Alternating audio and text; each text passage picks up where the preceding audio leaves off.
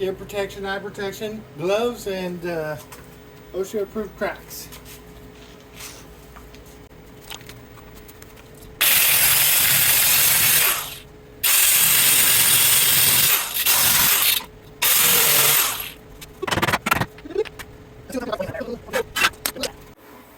So yeah, I got the cross member out, and I've still got to take these two rivets for the engine cross member to drop all of this stuff out as a kit, so some guy can cut and weld or bend, heat and bend these and make a lowrider, you know, out of these 2-wheel drive I-beams. Because right now it is about to be no-wheel drive.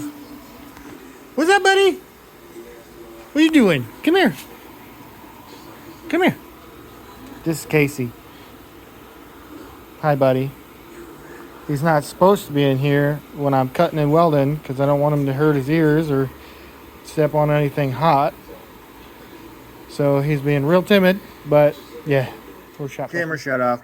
For like 2 minutes. I did like 15 minutes of that, busting out those rivets for those suspension joints. And it did take the video.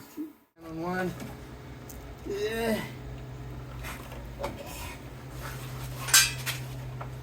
So I'm going to remove this stock cross member that also goes over to the stock steering box, because I'm not going to do crossover steering. I'm going to do full hydro. So away it goes. Race week. So I'm going to box everything up and make it better.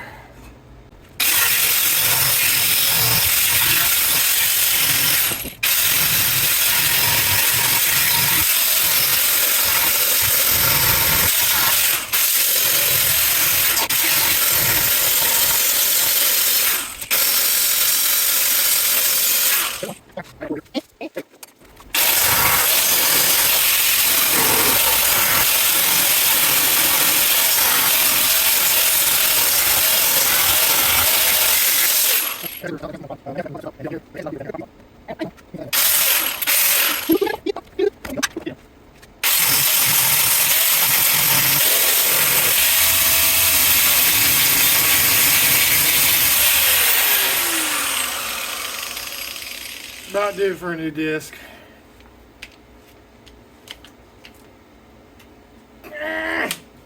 Need to hit the gym. Alright, we'll come back with new discs. Oh boy.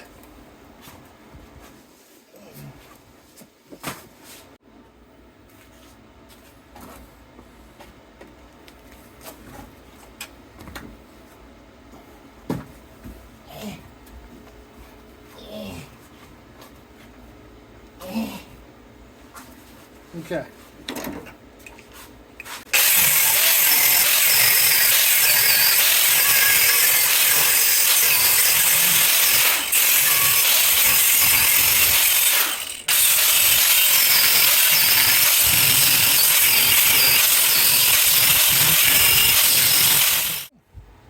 Try and take this puppy out as a whole assembly. Just drop it down. Drop, drop, chop, chop, drop.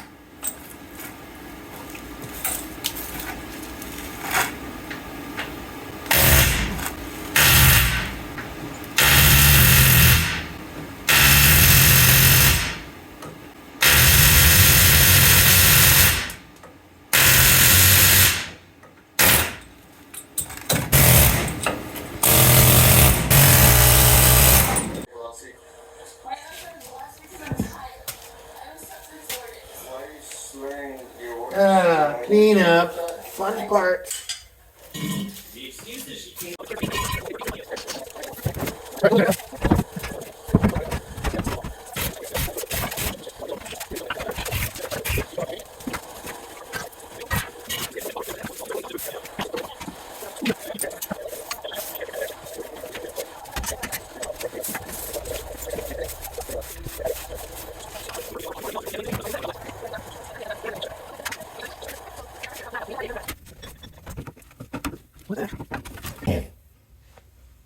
1990.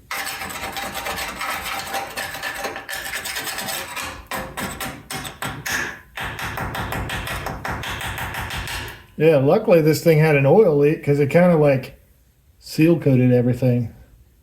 That worked.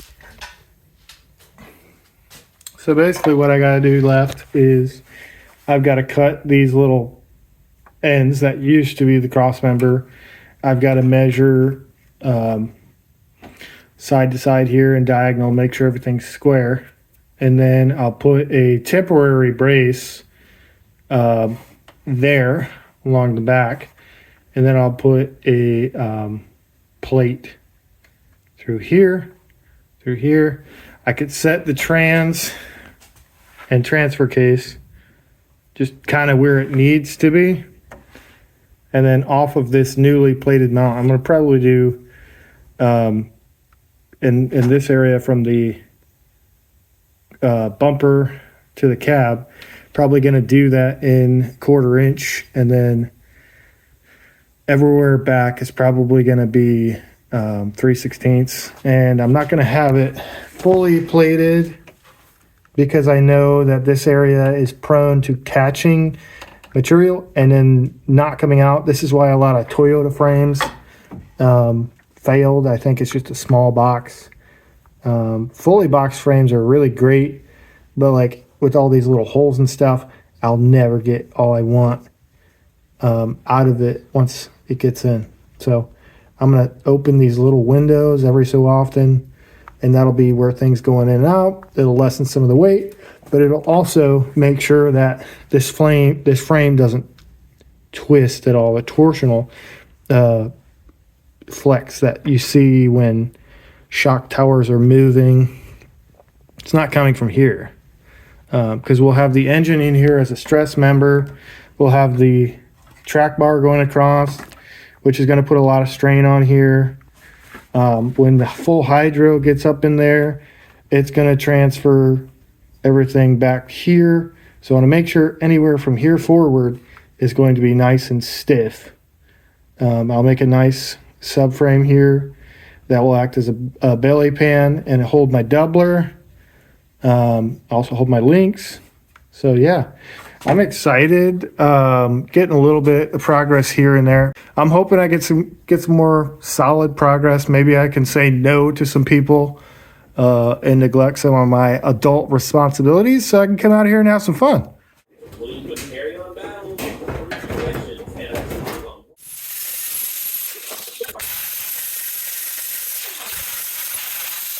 All right, my next thing is I got to clean up all this wiring here, label the connectors, start removing this, the brake lines out, because they're all going to get redone.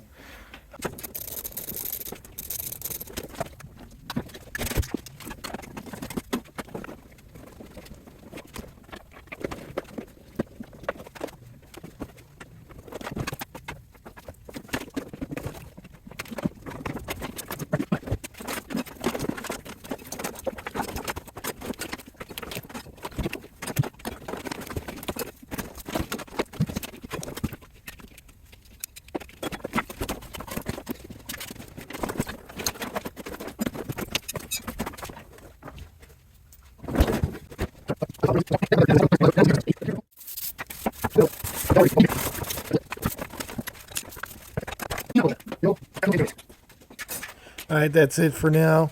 I've got this all cleaned up. I'm going to start plating when I come back in. Stay tuned for the next episode when I start plating the frame.